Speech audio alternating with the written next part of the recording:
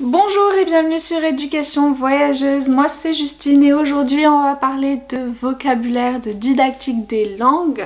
Qu'est-ce qu'une approche, qu'est-ce qu'une méthodologie, qu'est-ce qu'une méthode? C'est une question que vous me posez souvent et on va y répondre.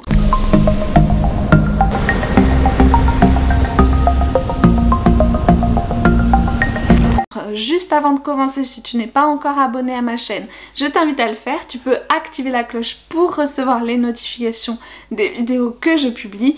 Tu peux aussi me suivre ou me contacter sur Instagram et sache aussi que j'ai un site internet. Tu peux y retrouver des ressources, des formations et des témoignages de profs dans le monde. Alors, approche, méthodologie, méthode. Vous avez peut-être vu dans les vidéos que j'ai faites, je parle de méthodologie. On parle également d'approche communicative par exemple dans cette vidéo.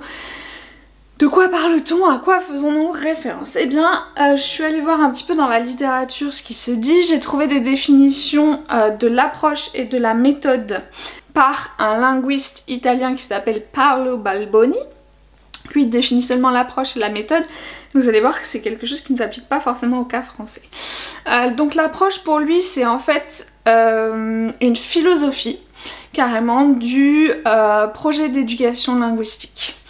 En gros, c'est une philosophie, une vision, donc des principes généraux de ce projet éducatif linguistique, donc qui englobe la façon d'appréhender, de concevoir la langue et la culture comme objet d'enseignement, mais qui intègre également la vision de l'apprentissage, comment est-ce qu'on estime qu'on apprend, et quelles interactions sont favorisées ou nécessaires entre l'enseignant et l'apprenant et quelle posture de chacun.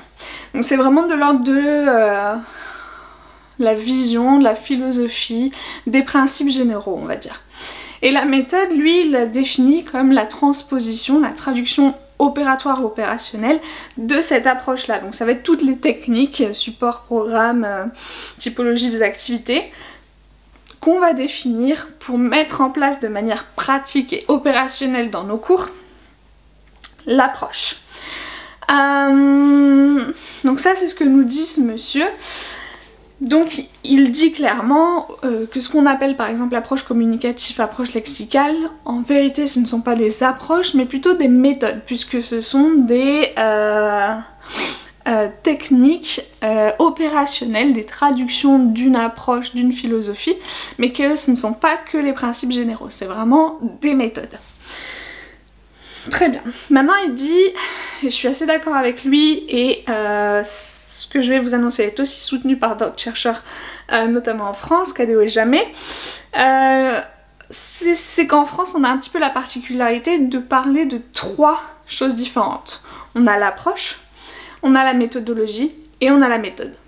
Et nous, en France et en didactique du FLE des langues, on va plutôt dire que l'approche, c'est comme Paolo Balboni le définit, les principes généraux, la philosophie du projet d'éducation, mais que la méthodologie, c'est la transposition opérationnelle de cette approche, mais que la méthode, c'est vraiment le manuel, où on y retrouve les différentes techniques qui sont utilisées de manière très concrète pour enseigner.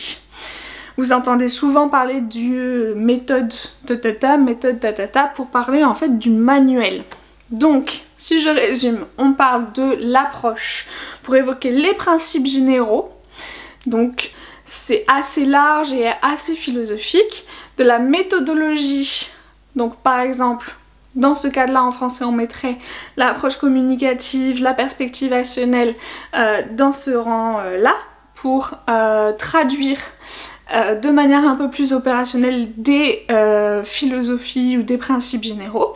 Et ensuite, de ces méthodologies, on a des méthodes qui sont des manuels pour enseigner dans la classe qui servent de support, de technique, d'activité, enfin qui regroupent tout ça dans la classe de français langue étrangère par exemple. J'espère que c'est un petit peu plus clair, j'ai essayé de vous donner des références et en même temps de vous expliquer un petit peu la différence entre les trois termes, que c'est aussi un petit peu une spécificité de notre domaine et à nous. Voilà, donc si vous avez des retours, n'hésitez pas à mettre un commentaire. Moi je vous dis merci et à bientôt.